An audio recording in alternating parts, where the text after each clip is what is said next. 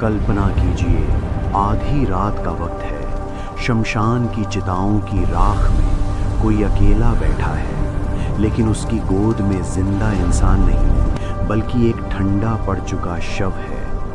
ये कोई horror film का सीन नहीं, बल्कि एक असली रस्म है जिसे शव साधना कहते हैं, और इसे करने वाले होते हैं काशी के रहस्यमयी अघोरी। लेकिन क्या आप जानते हैं कि आम लोगों की मदद करने के चक्कर में एक महिला को कैसे ऐसे ही एक बाबा ने उसके परिवार से जोड़ने का झांसा देकर लाखों का चूना लगा दिया?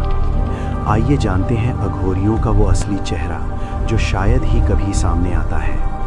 अघोरी सिर्फ विकराल चेहरे और भयानक रस्मों के नाम से नहीं जाने जाते। ये सदियों पुरानी शैव परंपरा के अनुयायी हैं जो भगवान शिव के भैरव रूप की उपासना करते हैं। इनका मानना है कि इस दुनिया में कुछ भी अच्छा या बुरा नहीं है। वो शमशान में रहते हैं, अस्थियों के आभूषण पहनते हैं, और हाँ, कुछ मामलों में मुक्ति की प्राप्ति के लिए शव का मांस भी खा लेते हैं। उनकी ये साधना डर को खत्म करने और मृत्यु के सच को स्वीकार करने का एक जरिया है। लेकिन इसी रहस्यमयी आभा का फायदा उठाकर ठगों ने अहमदाबाद की एक विधवा महिला को अपना शिकार बनाया।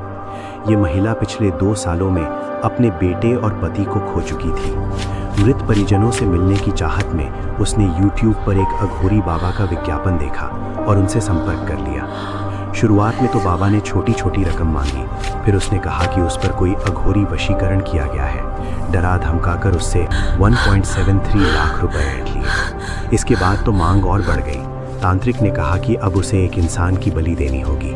जब वो घबरा गई तो 4 तांत्रिकों से साधना करवाने के नाम पर 9 लाख और ऐंठ लिए।